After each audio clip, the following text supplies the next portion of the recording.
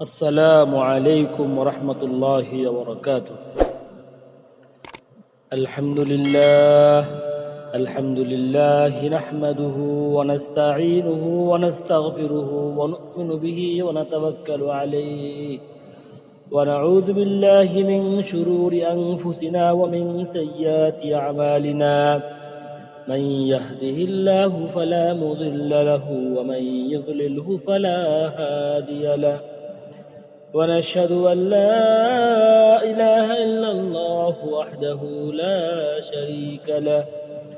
ونشهد أن سيدنا وسندنا وإمامنا وحبيبنا ومولانا محمد صلى الله تعالى عليه وعلى آله وأصحابه وبارك وسلم تسليما كثيرا. أما بعد فقد قال الله تعالى في كلامه المجيد وفرقانه الحميد: أعوذ بالله من الشيطان الرجيم. بسم الله الرحمن الرحيم: والفجر وليال عشر والشفع والوتر والليل إذا يسر. وقال تعالى: إن صلاتي ونسكي ومحياي ومماتي لله رب العالمين لا شريك له وبذلك أمرت وأنا أول المسلمين. وقال رسول الله صلى الله عليه وسلم: إن أولى الناس بي المتقون من كانوا حيث كانوا. وقال رسول الله صلى الله عليه وسلم برواية ابن عباس رضي الله تعالى عنه: ما من أيام العمل الصالح فيها أحب إلى الله من هذه الأيام، يعني أيام العشر. قالوا: يا رسول الله، ولا الجهاد في سبيل الله؟ قال: ولا الجهاد في سبيل الله إلا رجل خرج بنفسه وماله فلم يرجع من ذلك بشيء.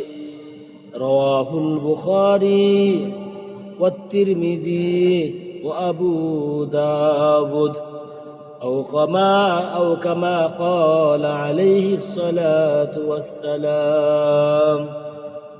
الحمد لله, আল্লাহ পাকের লাখো কোটি শুকরিয়া।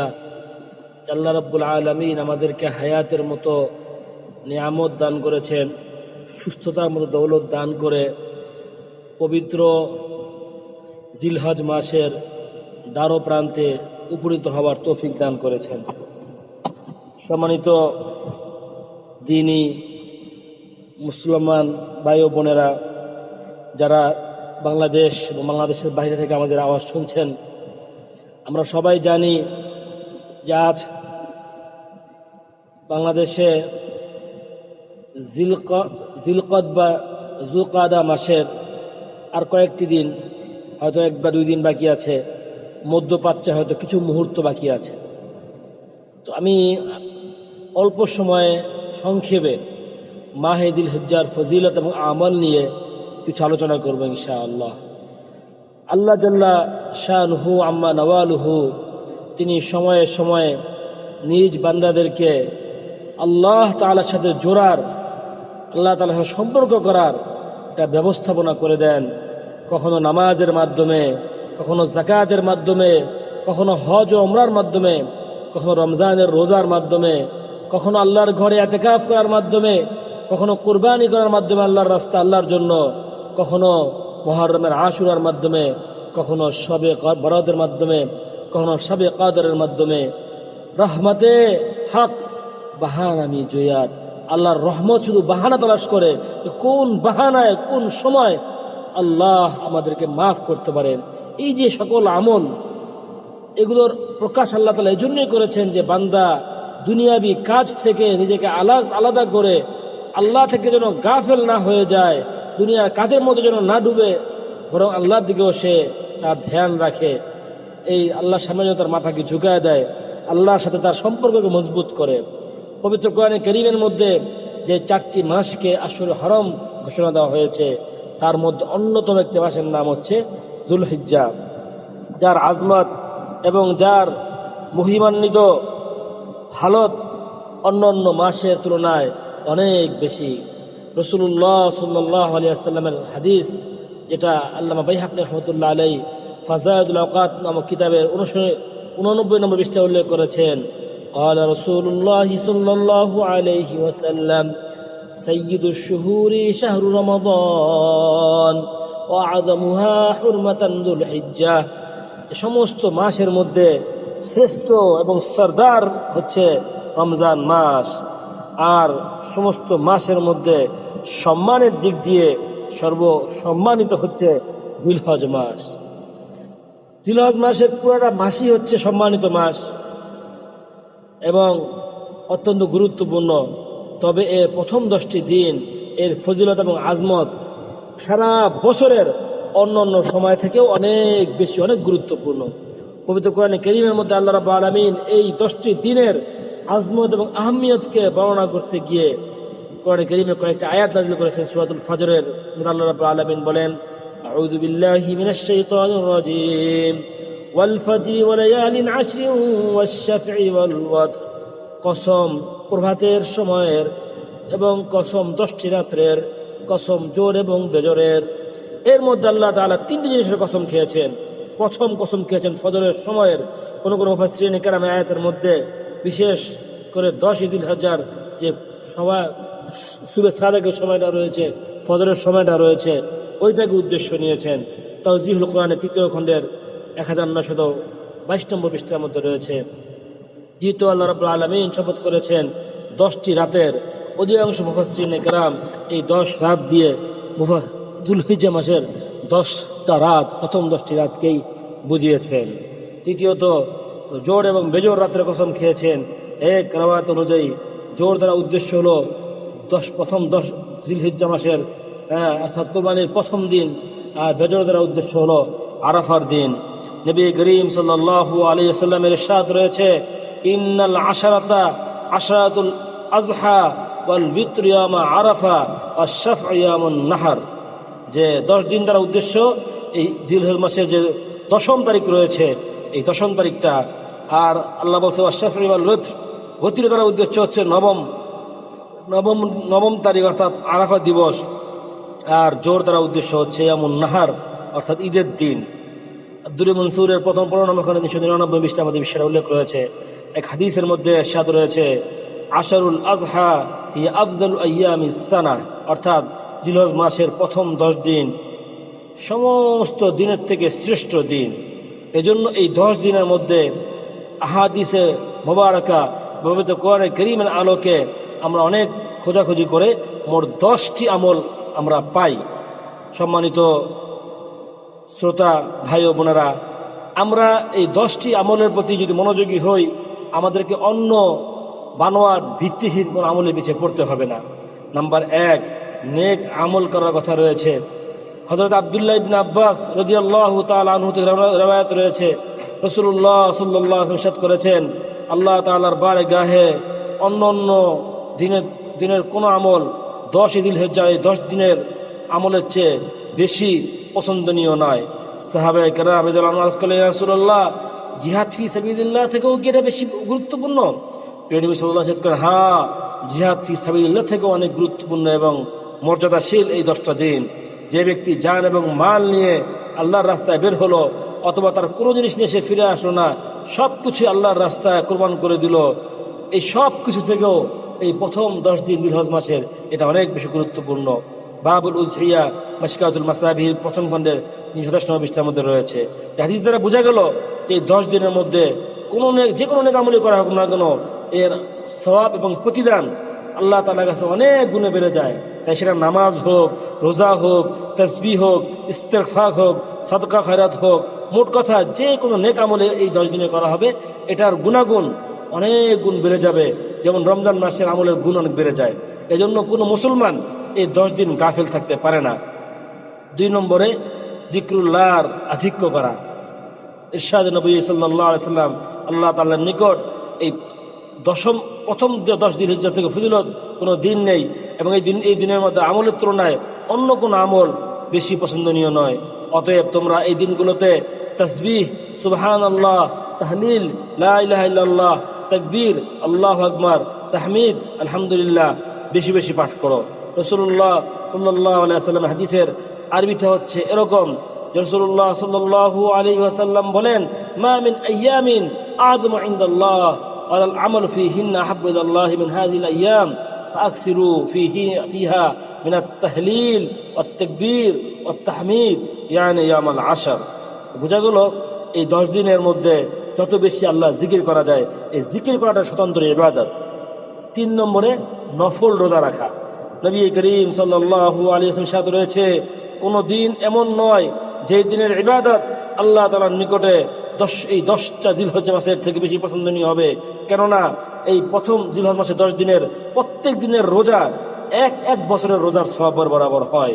শুআবুল ঈমান ইল বাইহাকির 3য় খণ্ডের 355 নম্বর পৃষ্ঠার মধ্যে রয়েছে, তাখসিস আইয়ামিল আশর মিনাল হিজ্জা বিল ইজতিহাদ ওয়াল আমাল। রাসূলুল্লাহ সাল্লাল্লাহু আলাইহি ওয়াসাল্লামের হাদিস দ্বারা বোঝা যায় যে এক দিনের রোজা এই সময়টাতে 1 বছরের রোজার সমতুল্য। যদি যে এই 10 দিনের মধ্যে রোজা রাখার সুযোগ পেল, তার চেয়ে বুদ্ধিমান আর কি হবে যে নাকি সুযোগ পেয়ে এগুলো কাজে লাগালো, আর তার চেয়ে দুর্ভাগা কি হবে সুযোগ পেয়ে এটাকে হাতছাড়া করলো। যাই হোক, 4 নম্বর আমল হলো রাতের কিয়াম করা। নবী করিম সাল্লাল্লাহু আলাইহি ওয়াসাল্লাম করেন, 10ম জিলহজ মাসের 10 দিনের মধ্যে প্রত্যেক রাতের ইবাদত সবে কদর ইবাদতের বরাবর। হযরত সাঈদ ইবনে জুবাইর রাহিমাহুল্লাহ জিলহজ মাসের প্রথম 10 দিনের ইবাদতের মধ্যে এত মেহনত করতেন, সাধারণ দিনে সেটা সম্ভব না, এবং বলতেন যে এই 10 দিনের রাতে বাতি বন্ধ করা উচিত না, অর্থাৎ সারা রাত বাতি জ্বালিয়ে কোরআন কারীমের তেলাওয়াত, নামাজ, রোজার ভিতরে লেগে থাকা। মানুষ তো বাতি বন্ধ করলে ঘুমিয়ে যায়, এই 10 দিন যেন না ঘুমায় কেউ, তিনি কথা বলতেন। 5 নম্বরে আরাফার রোজা। রাসূলুল্লাহ সাল্লাল্লাহু আলাইহি ওয়াসাল্লাম বলেন, সিয়ামু ইয়ামি আরাফা আহতাসিবু আলাল্লাহি ইউকাফফিরা সানাতাল্লাতী ক্বাবলা ওয়া সানাতাল্লাতী বা'দা, রাওয়াহু মুসলিম। যে আরাফার রাসূলুল্লাহ সাল্লাল্লাহু আলাইহি ওয়াসাল্লাম বলেন, আরাফা দিনের রোজা রাখা 1 বছর পূর্বের এবং 1 বছরের গুনাহ মাফ করে দেয়। সুবহানাল্লাহ। যুলহজ মাসের 9 তারিখ অর্থাৎ আরাফার দিন রোজা রাখার মুস্তাহাব। যদি হাজী সাহেবরা, তারা যেহেতু দুর্বল হয়ে যাওয়ার সম্ভাবনা থাকে, তাদের অনেক মেহনত থাকে, এজন্য তারা যদি না রাখে, আশা করা যায় তাদের কোনো হবে না, তারা সব থেকে বঞ্চিত হবে না। কিন্তু সাধারণ যারা আছে, হজের মৌসুমে নাই, ঘরবাড়িতে আছে, তাদের জন্য এই সময়টাতে রোজা রাখা উচিত। রাসূলুল্লাহ সাল্লাল্লাহু আলাইহি ওয়াসাল্লাম বলেন, মা মিন ইয়ামিন আকসারা মিন আন ইয়াতাকাল্লাহু ফি আবদা মিনান নার বিনামি আরাফা ওয়া ইন্নাহু লা ইয়াযনু সুম্মা ইবাহি বিহিমুল মালায়েকা ফায়াকুলু মা আরাদা হাউলা। রাসূলুল্লাহ সাল্লাল্লাহু আলাইহি ওয়াসাল্লাম অর্থ হলো যে ইয়ামে আরাফা অর্থাৎ 9 জিলহজ আল্লাহ রাব্বুল আলামিন সকল দিনের থেকে বেশি পরিমাণ নিজের বান্দাদেরকে জাহান্নাম থেকে মুক্ত করেন, এবং আল্লাহ রাব্বুল আলামিন ফেরেশতাদের কাছাকাছি বলেন যে আমার এই বান্দারা কি চায়, ক্ষমা চায়, তাদেরকে সবাইকে আমি ক্ষমা করে দিলাম। এর সাথে নবী রয়েছে যে সবচেয়ে উত্তম দিন হচ্ছে ইয়ামে আরাফা, অর্থাৎ 9 জিলহজ্জার দোয়া। তিরমিজি শরীফের তার 3585 নম্বর হাদিসের মধ্যে রয়েছে। তো বোঝা গেল আরাফার দিনটা একজন মুমিনের জন্য গুরুত্বপূর্ণ দিন, চাই সে হজের ময়দানে থাকুক, চাই সে তার বাড়িতে থাকুক। 6 নম্বর যে আমল এই 10 দিনের মধ্যে, সেটা হচ্ছে নিজের চুল এবং নখ না কাটা। ইরশাদ নবী সাল্লাল্লাহু আলাইহি ওয়াসাল্লাম বলেছেন, যে ব্যক্তি জিলহজ মাসে চাঁদ দেখলো এবং তার কুরবানি করার ইচ্ছা আছে, তাহলে সে যেন নিজের শরীরে থেকে কোনো চুলের ভিতরে হাত না দেয় আর নখ না কাটে। হযরত উম্মু সালামা রাদিয়াল্লাহু তাআলার রিওয়ায়াত, মান দাআ হিলাল যিল হিজ্জা ওয়া আরাদা আন ইউযাহিয়া ফালা ইয়াখুযান্না মিন শা'রিহি ওয়ালা মিন আসফারিহি, রাওয়াহু তিরমিজি। তো বোঝা গেল যে কোরবানিকারী ব্যক্তির জন্য এটা মুস্তাহাব।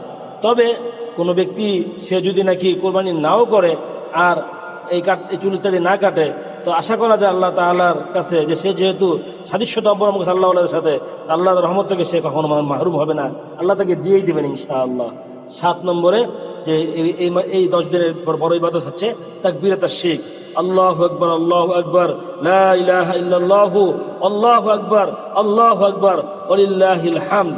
এটা 9 তারিখ জিলহজ্জা মাসের 9 তারিখের ফজর থেকে শুরু করে 13 তারিখ আসর পর্যন্ত, এই মোট 23টা নামাজের পরে, প্রত্যেক ফরজ নামাজের পরে প্রাপ্তবয়স্ক পুরুষ মহিলা সবার উপরে একবার পড়া ওয়াজিব।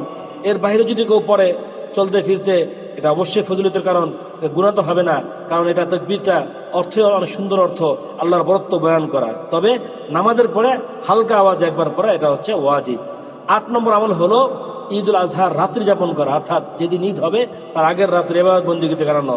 রাসূলুল্লাহ সাল্লাল্লাহু আলাইহি ওয়াসাল্লাম হাদিস রয়েছে, যে ব্যক্তি উভয় ঈদের রাতে সওয়াবে বিশ্বাস করে সে রাত্রটাকে জাগ্রত হলো, আল্লাহ তাআলা ওই দিন তার দিলকে মারবেন না, তার অন্তরকে মরতে দিবেন না, যেদিন সমস্ত অন্তরগুলো মরে যাবে, অর্থাৎ নিরাশ হয়ে যাবে, ওই দিন তার অন্তরের ভিতরে আশা থাকবে, নিরাশা থাকবে না।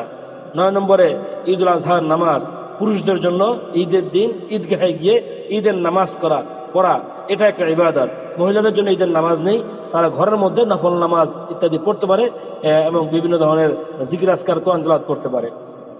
10 নম্বরে নারী পুরুষ নির্বিশেষে সকলের জন্য এই 10 দিনের মধ্যে সবচেয়ে বড় এবং গুরুত্বপূর্ণ আমল হচ্ছে কোরবানি করা।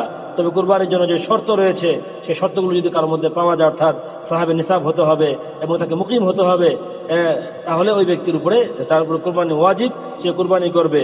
রাসূলুল্লাহ সাল্লাল্লাহু আলাইহি ওয়াসাল্লাম হাদিস দ্বারা বোঝা যায় যে কোরবানির দিনগুলোতে আল্লাহর রাস্তায় রক্ত প্রবাহিত করা থেকে বেশি কোনো ফজিলতপূর্ণ আমল আর বেশি পছন্দনীয় আমল পৃথিবীতে আর নেই। আজকাল মানুষ নানা ধরনের যুক্তিতর্ক তুলে যে আমরা কোরবানির টাকাটা গরিব মানুষকে দিয়ে দিব, বন্যা এলাকার লোকদের ঘর তুলে দিব, এগুলো বলে মানুষকে বিভ্রান্ত করার চেষ্টা করে।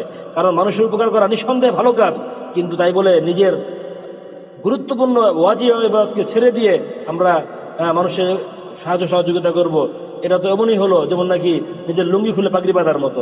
পাগড়ি ফজিলত শুনে কেউ লুঙ্গি খুলে পাগড়ি বাঁধে বেঁধে ফেললো, ফরজ তো তরক হয়ে গেল।